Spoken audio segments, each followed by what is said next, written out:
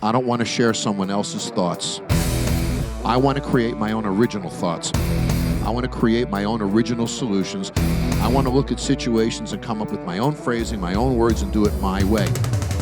This is the Jon Taffer Podcast. Shut it down! Hey, hello everybody. I'm Jon Taffer. This is the Jon Taffer Podcast. Thank you for being with us. I think we got a really special show today. So stick around. We're going to be talking about some very, very important things. And you know, it's interesting. We've opened Taffer's Tavern. It's doing great, right? We're working on a frozen food line. And every time you hear the word safety, technology seems to be involved in it. It does, yeah. And now you hear about how conventions are stopping down and technology is creating virtual conventions. Right. And then we talk about how we can't go to meetings anymore, Corey. We haven't used our conference room in our office in, 9 months? Yeah. We all haven't sat there together. So Zoom has stepped to the table, and Microsoft Teams has stepped to the table. And, you know, it's one breath you would say, boy, technology is trying to solve our problems. Yeah. Pretty noble thought. Right. On the other breath, you could say technology is trying to shut the convention business down. Yeah. Technology is trying to eliminate the needs for business travel. Mm-hmm. Yeah. That if technology facilitates its objective, we will be with each other less, we will go to less places, and we will have less conventions and meetings, and the impact on society becomes what? So I wonder, and I've talked about this before when I was on the Zuckerberg podcast about how, you know, as one who's in the convention business and one who's in the restaurant business and the travel business, how replacing these industries with a virtual world is scary to me. And how, yeah, sure, I'm all for technology, and technology growth is wonderful. I can remember when computers were invented when I was a little kid. And my father would say, everybody's going to lose their job because of computers. But they didn't. Right. It created a whole different industry. And nobody lost their jobs because of computers. That didn't happen. And then they said, everybody's going to lose their jobs because of robots in factories and technology. Everybody's going to lose. But, 10 months ago, before the pandemic, we had the lowest unemployment in our history. So that didn't happen either, did it? Right, yeah, no. So in essence, computers didn't take away jobs. It created a new industry. Robotics didn't take away jobs. It created a new industry. So when you think about these things and do they really have an impact on taking jobs, this does. This does. Now, when you eliminate conventions and eliminate travel and eliminate these things and start to reduce the size of those industries, that's profound. Because the hospitality industry is the largest non-government employer in the country. So when we start screwing around with that, Corey, we're screwing around with the economic engine that drives all of us. Right. So imagine if conventions are 30, 40, 50, 60, 70% less than they were. Think about how that impacts the unions in Vegas, the convention center here, Chicago, Miami, New York, LA, San Francisco, all of these cities, how it impacts the restaurants, all the convention people, the setup people, the airlines, the airports, the restaurants. Profound impacts we're facing right now. And, when I think of all of this, I worry, what are the trends of technology? Mm-hmm. I remember 6 months ago in the restaurant industry, maybe it was 8 months ago, that the federal government or whoever monitors payment systems changed the technology for credit card transactions. So on a certain date, I think it was January last year, whatever the date was, on a certain date, your cash register system could no longer do a credit card transaction. It had to have the update to be able to do that. Oh, gotcha. So now imagine this. You own a POS system in a restaurant, right? You got to upgrade your system as of in such and such a day. You're not going to be able to take credit cards. And the software company charges you $10,000 for the upgrade. So now you're freaking stuck. Either I can't accept transactions on January 10th, or I got to pay $10,000 for an upgrade. Wow. Well, that's one of the reasons why I partnered with Shift4 back then, because Shift4, all their POS brands didn't do that. They did it all for free. But my point is this. I'm held hostage by these credit card processes and these transactions. And then I look at the delivery business in the restaurant industry. And now we're being held hostage by DoorDash and all of these delivery services. And then I look at all the online payroll services and how we're held hostage, right, by their systems and their procedures. And all of these industries now sort of hold other industries hostage and force them into doing business. It's almost a little predatory. Sounds like it. And I look at COVID, And, if I charged you 10 times more for a mask during COVID than I did before COVID, that would make me an ass, would it not? Right. Which a lot of people are, though. I agree with you. But too many, Corey. But Yeah. So what if I create a technology that I know is going to reduce your income, reduce your future in some way, and I exploit it during COVID? Is that different? No, not really. It isn't, is it? No. I'm still exploiting COVID to make a change that could be long-term, have a negative impact on society. So Right. I think this is a different time than when computers were introduced or when robotics were introduced. I look at Taffer's Tavern. We put, computerized systems. You got to spend a good amount of time there. Mm-hmm, But at the end of the day, we have almost the same amount of employees we did before. Yeah. And we have technology teams and different jobs and different positions. But at the end of the day, everybody won on this deal. They didn't lose. I worry. And the other thing I worry about big time is not only artificial intelligence and software and all of these shifts that are happening when the marketplace is weak. I'm worried about digital currency big time. Ah, okay. Imagine this. Imagine that you have a wallet in your phone, a digital wallet, and all your money is digital. And you can't buy a pack of gum in a store without it being a digital transaction. You can't buy a car without it. You can't do anything without it being a digital transaction. So now the government or whomever knows everything you do, everything you buy. Could they then tell you, you can't buy this kind of car, you have to buy that kind of car? Technically. Yeah. Can they start to regulate transactions then? Yeah. So what is the impact to us on digital currency? The Chinese government just launched a digital currency. Do you worry about their motives, Corey? Because I sure the hell do. Yeah, I'm not a big China fan. So when you think about digital currency and what that means to us with regard to protecting our money, protecting our privacy, protecting our retirements, making sure that we can all stay in business together, protecting the value of the dollar so it doesn't crash, waking up in the morning and knowing that if I had $10 in the bank when I went to sleep last night, that $10 is still there. And if I don't have dollars, if I have widgets, digital widgets, what the hell is that? And can I count it? Can I hold it in my hand? Does the government stand behind it? What's the value? I mean, I'm led to believe that the federal government has Fort Knox and there's gold in Fort Knox, and that gold supports the dollar bill that I hold in my hand. Who the hell's supporting digital currency? Yeah. So it's a big deal, and none of us are thinking about it, and it's happening right now. Well, Mark Pesce is a good friend of this podcast and a friend of ours. He's been on here before. He's one of the world's leading trendist, futurist, author, entrepreneur, and innovator. He's been at the forefront of the digital revolution for 35 years, and he's a sought-after keynote speaker for major conferences and leadership gatherings. He brings a lot of clarity to all of these digital products and digital strategies and where they're going, and he has incredible insight. So he knows virtual reality, education, finance, manufacturing, transportation, communication, and lately he's become one of the experts in digital currency and the fears of digital currency. Well, one thing I know, Corey, is COVID is changing our world technically. Yeah. No question about it. Yeah. There are programs that are going to track you, watch you, inform you, educate you, move you, et cetera, that many have been developed during COVID and with a code of motivation. Well, I wanted to get Mark back on the show. It's been almost a year since he's been here, and he's one of our most popular guests, to talk about what does this mean to us? What does technology mean to our businesses, to our personal lives? What does digital currency mean to us? What do I need to know to protect myself? Because we can't be ignorant about this anymore. This is a big deal. So when I come back, I'm going to be with my favorite trendist, Mark Pesce. Mark, as you know, you are my favorite futurist, and it's just thrilled to have you back, buddy. Thank you so much, Jon. So we haven't spoken in about a year.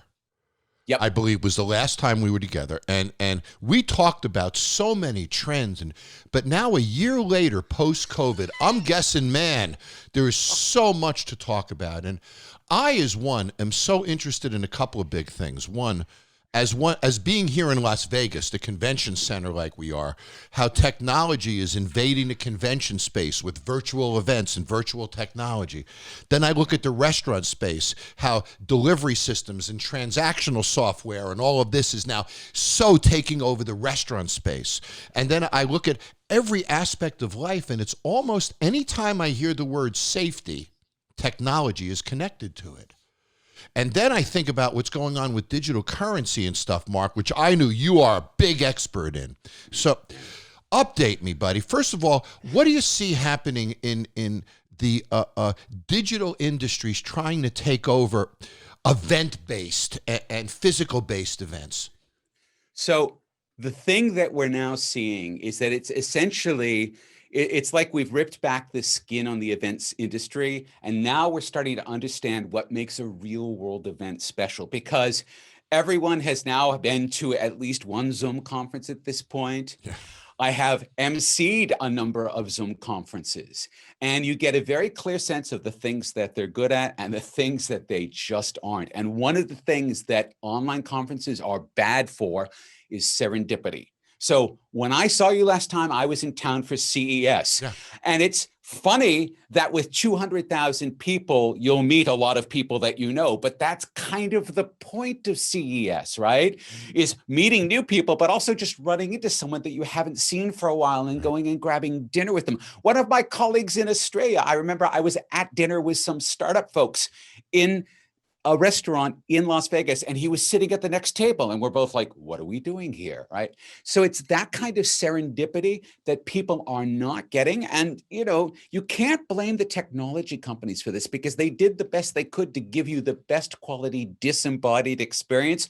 And it turns out one of the big reasons we go to events is to have the embodied experience. So there's going to be a real tension, but we do know, and this is one of the things that we learned. So Microsoft moved its Build conference online. The Build conference normally gets about 3,000 or 4,000 people when they have it in the real world in Seattle.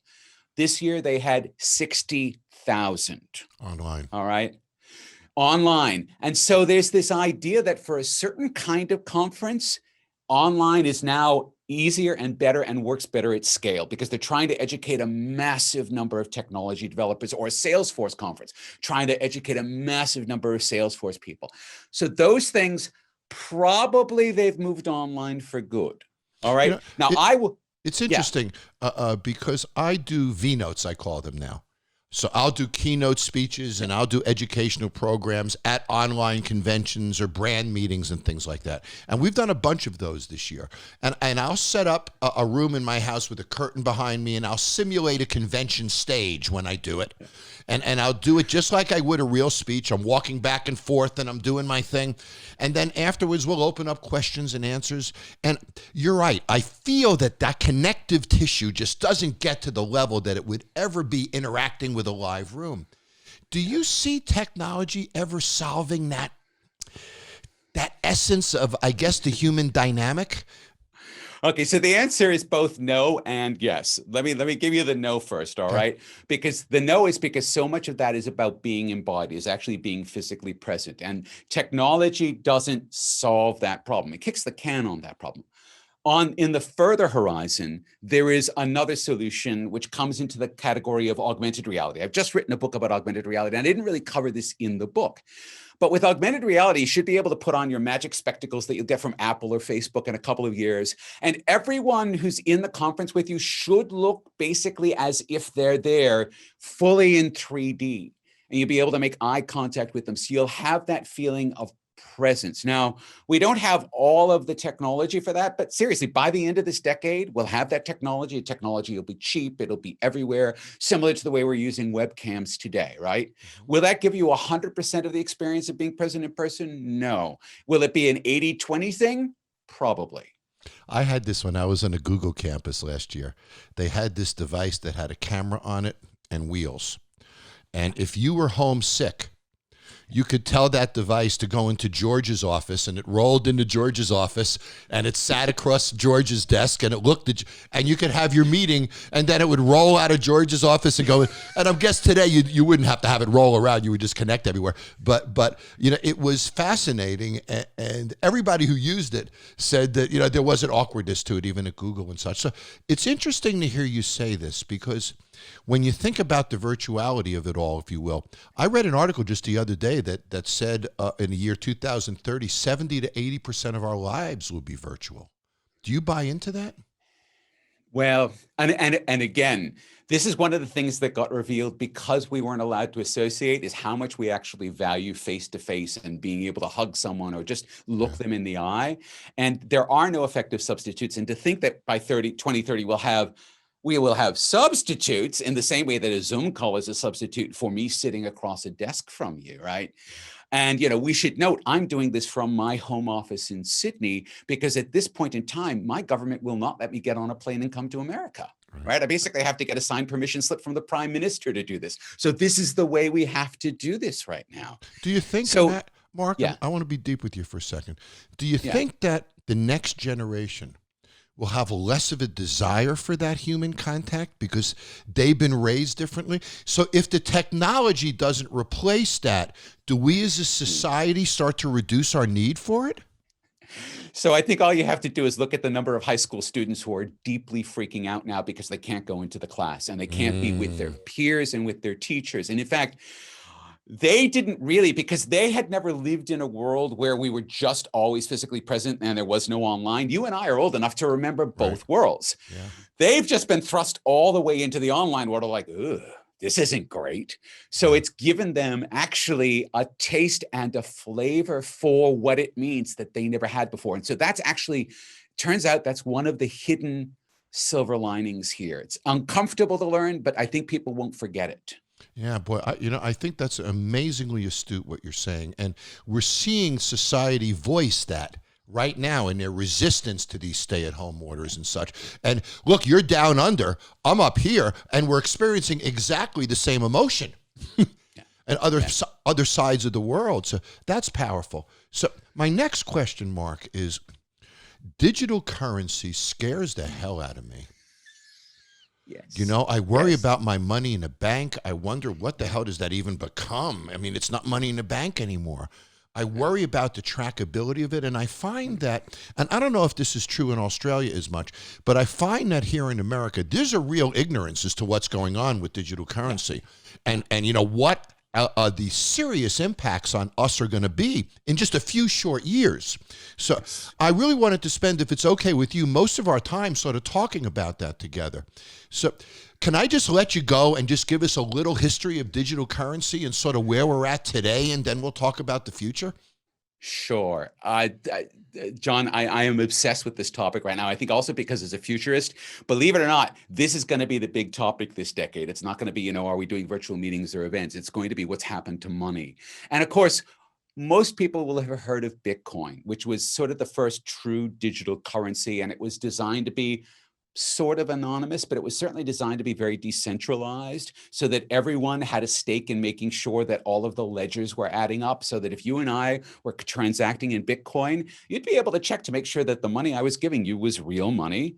And I would be able to check to make sure that you'd taken the money. And everyone else who's trading in Bitcoin could know, they wouldn't know our names, but they'd know us by our wallets, that there was money being moved around. All right. And so it's a consensus-based system for exchanging value. Right. And that made Bitcoin quite an interesting, quite a new idea. There'd been other attempts, and it took a couple of years for people to really get their heads around it. And then as they did, of course, the price started to go up, but then there started to be a number of copycat systems. And the most important of the copycat systems is a system called Ethereum. So Ethereum it's only about 5 or 6 years old. You can think of it as a digital currency similar to Bitcoin. And again, to make it clear, a digital currency isn't money that's sitting in a bank account, because your bank is actually still holding money, maybe with the Reserve Bank or with whatever, but they're actually holding money that represents that entry in your account. Digital currency is just like the money, the bills in your wallet. So because it's digital, it's not stored in your physical wallet. It's probably stored in a wallet that's on your smartphone. Could be on your computer, but it's probably on your smartphone.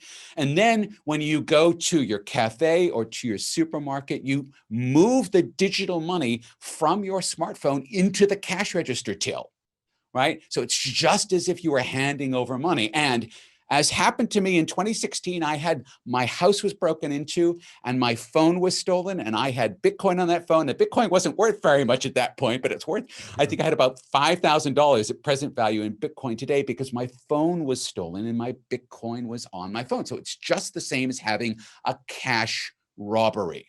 So, So- that's what makes digital cash different. So I would get paid digitally from my employer. I would get paid digitally. Even the IRS tax returns, all that stuff would be paid to me digitally. So no, my digital account has credits in it of X amount of dollars or X amount of marks or whatever the heck it is. And then every transaction after that, though, and this is where I start to get scared, Mark, every transaction is now recorded. I mean, I can't walk into a convenience store and buy a pack of gum for $1 without somebody knowing what I bought, when I bought it, what flavor. They almost are going to know when I chew it. Yeah. So the thing is, if you do use a credit card, which most Americans will do, even for a transaction that small, that information is already being recorded. So we want to put that in context. Now, the question about whether digital cash is being used to track every transaction, that's up to the designer of the digital cash. And what we want to do is we want to take a look at the current digital cash system that's being rolled out. There is one big digital cash system in the world right now. It is from the People's Bank of China. That's the Chinese Reserve Bank, all right? So the Federal Reserve of China. They've been rolling it out. They started rolling out very small amounts last year, but during the pandemic, while we all had our minds on other things, they've been rolling it out. About 50 million Chinese are now using this digital currency electronic payments, or DCEP, money to pay for things. They reckon that by the time they host the Winter Olympics, which is February of 2022, that it will be rolled out across the country. And they also reckon that by around 2030, most of the paper banknotes in circulation will have been withdrawn. All right. So are they the first government to implement a digital currency program like that? They're the first major government. There have been other little experiments, but in terms of going all in with the second largest economy in the world, here we are. Wow. Now, here's the thing. The DCEP has been specifically designed so that every transaction is recorded centrally at the People's Bank of China, which means your currency has just become a surveillance tool. Now, that is a design decision, John. That is something that they chose to build into the design. It is completely possible to design a digital currency that has autonomy, stronger anonymity features built into it. So as we develop one in America, and the Federal Reserve has been working on this for a while, as we develop one here in Australia, we're doing one here. We don't need it for people to make payments because we have really good digital payments, but the banks are going to be using it to do their settlements. All right, because banks have to settle every night. Generally, those systems are 50 years old. They run on mainframe computers. So they're going to just sort of update it. So you can design those systems to have a lot more privacy than the Chinese do. But their overall strategy is not privacy, as we know from telecommunications and everything else they do. Here's my question to you, and what is behind the digital currency? Where is its absolute value? Right. And if I did, let's say, have 1 million currency blanks, whatever, widgets, I got 1 million widgets, a digital currency. How do I know it's going to be worth 1 million widgets when I wake up in the morning? And, where is the value behind it? And how do I sleep at night knowing that my assets are real and that they can't be retaxed or diminished? Or I can't be told, no, John, you can't buy that kind of car. You got to buy this kind of car. Or where does that kind of a comfort come from in a digital currency? And these are all really good questions that we need to be asking, because the more that you have an answer to that question that isn't to your liking, the less this is actually cash, and the more that it's actually basically like a script system where you're buying things at the company store using company script. And so we actually do. So for example, if I paid you in digital cash directly from my wallet to your wallet, there should be no other record of that transaction. And in fact, if you have a digital cash system, there's no need for having another record of that transaction, right? So there is no central bank authority that needs to know this. It's just something that happened privately. If you're buying a used car from me, again, now, theoretically, if we pay in cash, I still have to declare that to the IRS. I can be taxed on the income of that. But again, with digital cash, I can at least pretend that I might be able to do something that the IRS would be upset by, because it's a cash transaction. And so these are the features that we need to basically keep a mental tick list of when someone's offering us digital cash, does it have all of those qualities? Because if it doesn't, then it's not cash. Someone's trying to sell you something that they're calling cash. Right. And this is going to be a big tug of war over this next decade around all of this and where this goes. Now, do you see the one of currency being regulated by the Chinese as to what you can do with it, what you can't? Do you think that's in their design at some point? 100%. I think that if you are, for instance, they have the social credit system where if you basically get in Dutch because you owe people money, or maybe the Communist Party just doesn't like you, you end up on their prescribed list. And that actually limits the kinds of things you can rent a house or pay for your kids' schooling or whatever it is. It constricts your financial options. And I can see them being able to do that literally with the money that's being issued to you. And so this actually presents a much greater zone of control for them. They can also pull money out of your account very easily, right? If they wanted to, in theory, cause you to pay a debt. In theory, cause you to pay a debt, in theory, right? Virtual court, virtual judgment, virtual pull it out of the account, and it happens all in hours. And they're saying, and theoretically, with that type of access, that would happen. So as one who really knows so much about this, Mark, and I so respect your work in this arena, when you look at the large countries, ourselves here in America, Australia, what kind of strategies, I'm sure you're in this, so is America taking a strategy of finding more information through their digital currency approach, do you think, or less? Do you think that the large governments are looking to impede our privacy in this approach? What do you feel? So this all sort of kicked off because last year Facebook announced their own private digital currency, something called Libra. Yeah. And when the central bankers who met at Jackson Hole, right, which happened just after they made the announcement, the central bankers were like, The central bankers, in some sense, want to keep a monopoly on being able to mint money, right? Because this is how they control the economy in the sense that by regulating the money supply. But the other thing they realized was having an unregulated, completely unregulated or privatized form of money running around the world means that Facebook can then track everyone's transactions. And Facebook is notoriously fast and loose with privacy. Yep. So there are a whole bunch of issues there that also need to be sorted. But this was the starting gun. And so China, which had been working on the DCEP for a while, suddenly went public and said clearly, well, this is because Facebook had announced this. And so now there's a real pile on for all of the major economies in the world to present some work in progress around digital currency. So the EU has issued position papers. The Swiss government has as well. So the Hong Kong, Singapore Monetary Authority, Australia, all of these major trading nations, Japan, have all got projects in play now that will move towards some form of a digital currency. Why do we want to use it? One of the big reasons is because it should theoretically decrease the friction in moving money around. Now, there are reasons why we don't allow people to move large amounts of money around the world, right? Sure. Because it finances terrorism or it's being used to launder profits or whatever it is. Mm-hmm. But for smaller amounts of money, well, this is why PayPal exists, because there was no infrastructure for that. And PayPal's built a very good business out of that.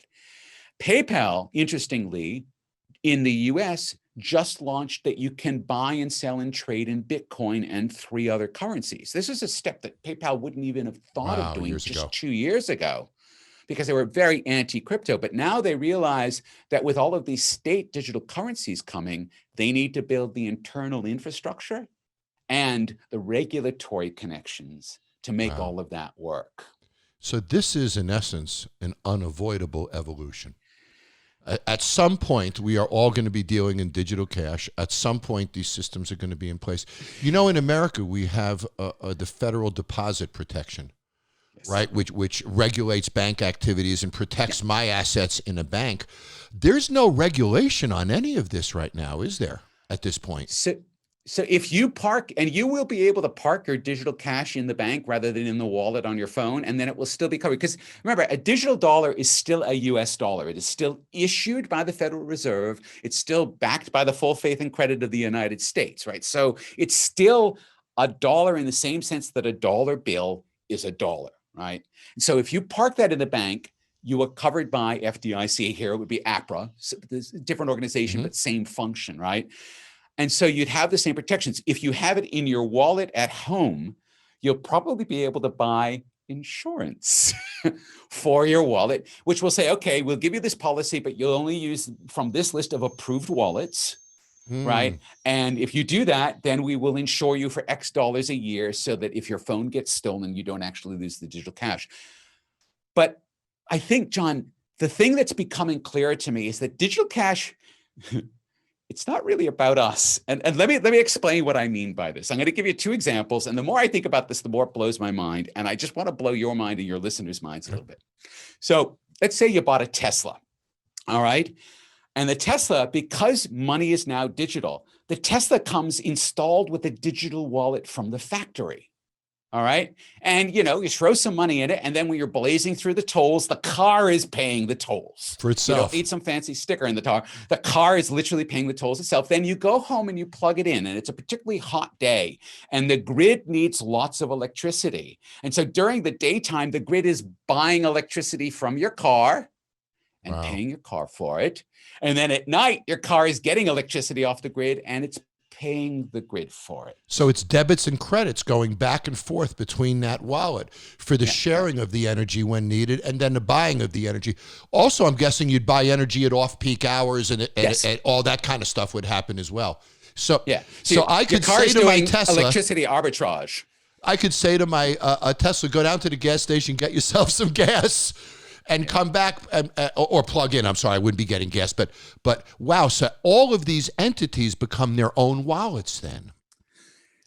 And this is why the 2020s are going to be so much weirder than we even thought. Let me give you the second example. Okay. All right. So one of the things that's happened over the last sort of 15 years is that dairies have become fairly highly automated, right? There's a little Bluetooth tag on the cow. The cow walks into the dairy barn. It knows who it is, sets it up. The cow gets milked. It all happens by robot. The cow sits there and munches. And the first thing that we learned when we did this was that cows like to get milked a lot more than twice a day.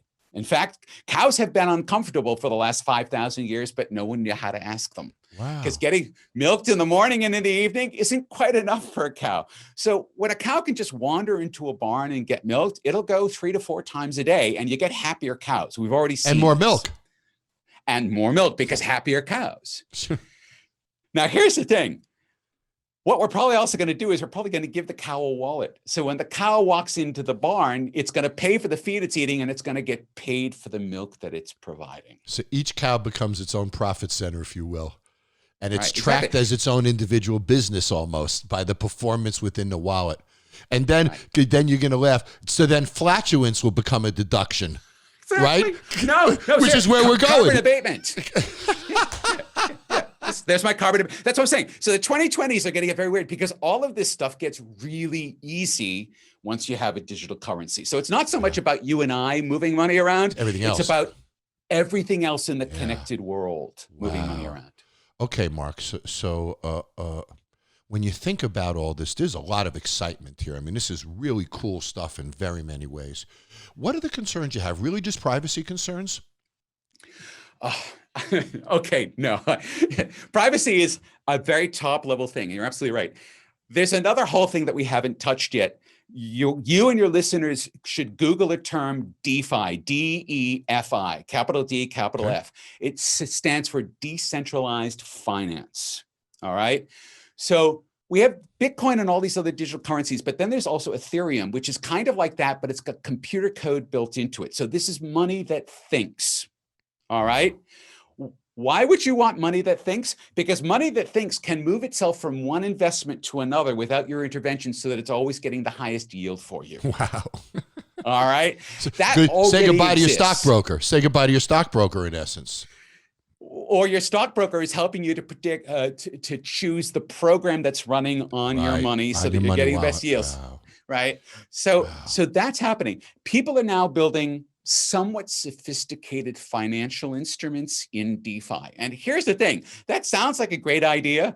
I want you to think now, reflecting on my 40 years as starting as a computer engineer and programmer, that programs always have bugs in them. And that means that your money is going to have bugs in it.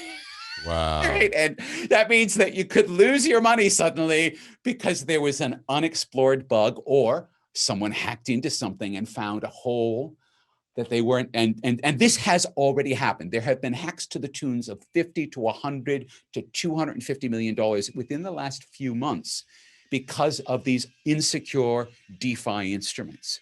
So at the same time that we're getting this wonderful digital currency and all that's happening, we're going to get this new generation of bizarre, smart, like financial instruments that are thinking for themselves and money that's thinking for itself, but all of it designed by programmers who, because all of this is very new, have had very little practice in designing these, and we really don't know that much yet about how to make them safe. And smart people will break through somehow, and that opportunity exists until we perfect it. Which with credit card transactions, we've gotten a lot better, but still we're not there even with credit card transactions yet. Yeah. So now, there's credit card transactions, billions of dollars a year in fraud and chargebacks, right? Yeah. So it's going to be a process, but that process is going to be replicated at scale because, again, you're going to have all of these wallets, and all of the money in all of these wallets will probably be smart and thinking about itself and running around and doing the things. So the cow's money is maybe running around and doing a lap through your Tesla because it's getting good yield on your Tesla and then running back to the cow. You know, it's interesting, though, if you put the right AI package on your wallet and the money moves to the right investments, and you get the right credits for the energy contributions and sharing. And, you know, there seems to be a positive side, because when I listen, I talk to you, I keep saying to myself, what the hell is going to happen to my retirement? But the fact of the matter is that a lot of these systems should protect my retirement and give me a better yield on that retirement than that savings, in theory. That is the theory. The practice is what we're going to spend the next decade working very hard on. And part of what I do now as just part of my professional practice is I've also, the cryptocurrency community, which now includes all of these state currencies, is now working with the regulators. So there is essentially, I want you to think of them as almost the Illuminati of the financial regulators. They're the Financial Activities Task Force, or the FATF. They're a spinoff of the G20, and they were started after 9/11 to prevent those kinds of financial activities from taking place. And so they have, basically, they don't pass laws. What they do is they make recommendations. And then if you want to stay on the good list, you pass those recommendations into your own national laws. For example, Iran and North Korea are not on the good list. And so they can't trade in the open markets because other countries aren't allowed to, because they do obey these regulations. And so we're starting to see those same regulations now in cryptocurrencies. That's one reason why PayPal was able to trade in Bitcoin, because there's now regulatory safety bars around it. And a history. And so for all of this, we're going to now start to see not just the FATF, but the SEC and the other securities regulators around the world will now need to start to provide guidance on the kinds of financial shenanigans you're allowed to do and the kinds that are bad. So question, you're going to like this question. I bet I'm going to ask you a question that you've never been asked before. Would you put all your money right now into digital currency? No. Is there a percentage of your money that you would put in digital currency to play with, or? I have what I call my risk capital. My risk capital is fully invested in digital currency, specifically in decentralized finance. Partly, but there's a rule of thumb here, which is the Buffett rule, which is you don't invest in something you don't understand. Exactly right. And because I understand DeFi, or at least enough to go, okay, this is a product that I understand what it's doing, so therefore I can invest in it, then I'm happy to do that. If people feel like they can invest in another thing, a Bitcoin or an Ethereum, because they think they understand it, then they should do that. But if they're just doing it because they're following the crowd, that's where you start to get danger signs. Yeah, that makes perfect sense to me.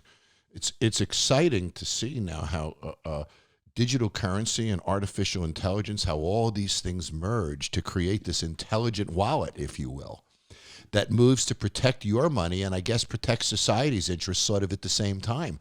And if they find, with the credits back and forth for energy and such, if they find the right balance where society benefits from this and my money benefits from this, and they really manage this right to a win-win, this winds up being a wonderful story.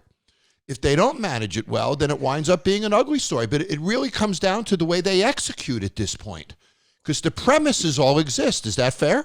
Yeah. Yes. But I mean, the future is going to be a mix of both. It's going to be a mix of the wonderful and the horrible, because that's the world we live in. That's okay. What we want to do is be as aware as we can be of what the downsides could be so that we can work to avoid baking them in. Yeah. I am very concerned about the DCEP, not just in China, but China has enormous economic weight through its sphere of influence through the Belt and Road Initiative. And they may simply request that all of their partner states trade with them And in leverage DCEP. people into it. And leverage people. That's the first thing I thought of when you told me about it. And then when you think about the Olympics and all the commerce around the Olympics, that's a great opportunity to begin leveraging. So I'm with you. I was thinking about that all. This is an amazing topic, Mark. We could talk about this all day. Where can people find you to stay educated on this and stay up on this? So I have a podcast called The Next Billion Seconds. It's on Podcast One, both in Australia and in America. Yep. And we do a regular series in that called Cryptonomics. And starting in January, we'll be doing a 3-part series specifically on the topic of these digital currencies, going deep into them. Wow. So I'll be listening to that. So if we listen to that, I'll learn about digital currency. I'll learn how to use it, and you'll give me some predictability as to where you think it's going to go. As best you can. We try not to offer financial advice because, again, we'd get in touch with the regulator if we did that. But what we try to do is give you the best tools for thinking about it so that you can make good decisions. Yeah. So buddy, it's been wonderful to see you again and to talk. And it's amazing that you're sitting in Sydney, one of my favorite cities. Years ago, I worked on the Park Hyatt in Sydney and opened that hotel. I'm showing my age. I'm going to guess it was around 1990 or so. Right on the park. Absolutely. And I've spent a lot of time there over the years. It's wonderful to talk to you. This is exciting and scary at the same time. But one thing I've learned from this discussion is we all need to watch this. We need to be aware of what's going on.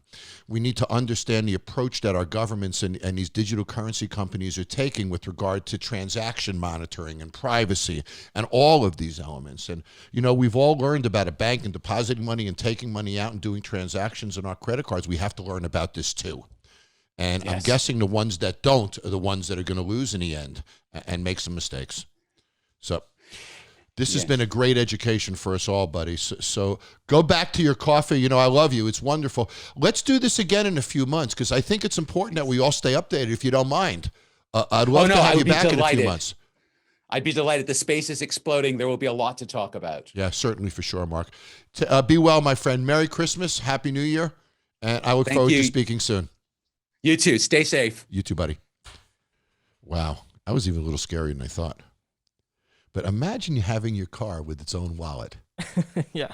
So even today, you pull it into a gas station if you want to get gas, if you're using gas as a term, and the car just sort of digitally pays for itself. Yeah, that kind of makes sense, I guess. So you plug it in, you pay for the electricity. At the end of the night, if you got some extra power, you get paid back for the electricity it takes out. Wow. And then it puts the electricity back at prime time. And I never thought of it in that kind of a way. Yeah. So I guess years from now, Corey, you could have 8 or 10 digital wallets. A digital wallet in your truck, a digital wallet in your pocket, a digital wallet on your phone, a digital wallet at home, unbelievable. Mm-hmm. And then all of those digital wallets would be monitored electronically. So I understand big transactions, like Mark said, are monitored, of course, because of terrorism. I mean, you just go move $1 million, across the country anymore like you could years ago and stuff. People watch those things. But all these tiny transactions and, wow, does it scare you? It does, but I feel like, there's always just going to be something. So either you jump on the wave or you get lost in the sea. Yeah. But the one thing that protects us is knowledge. Yeah. And that's why I wanted to have this podcast today and talk about this topic. So listen, guys, this is not something that's insignificant. You should just blow away. So check out Mark's website. Check out his podcast. Stay informed on this. This is your money, man. This is your retirement. This is your future. Yep. It has to protect its value. You have to know what's happening, and we are all certainly entitled to some privacy. So keep an eye on this digital currency, and let's keep an eye on each other because, Corey, the holidays are coming. They are.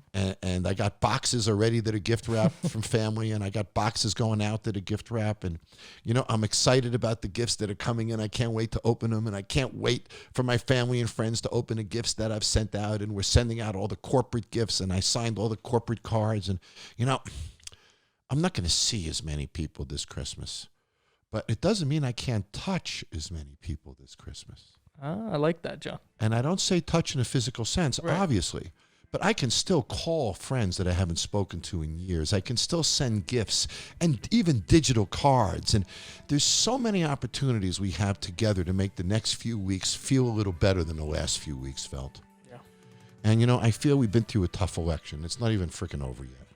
You know, I feel that there's going to be more bickering in courts and all this stuff the next few weeks. I feel that the pandemic is terrible right now. Hospitals are full. I mean, we have so much to be depressed about. But it is ending. And the vaccine starts literally in a matter of a week, 10 days or so. And we do see light at the end of the tunnel with 2 more vaccines just a couple of weeks away as well. So if there's a way that you can touch some more people and add a little, boy, am I going to be corny, Corey, a little good cheer to the holiday season, that's what I'm going to do. I'm going to find a bunch of friends I haven't spoken to in a while, reach out to family, and I'm going to try to create something special this year out of a pile of shit, to tell you the truth, which is what we're all dealing with. So let's go to it. Let's buy some gifts. Let's send some cards. Let's make some phone calls. Let's make this holiday season worth remembering in a positive way. So at least there's one thing that can be good in 2020. So I'll talk to you all next week. Watch out for your digital currency. Watch out for Christmas. Watch out for each other. Bye-bye. Do you want to see more of this podcast? Then hit subscribe right now. No excuses.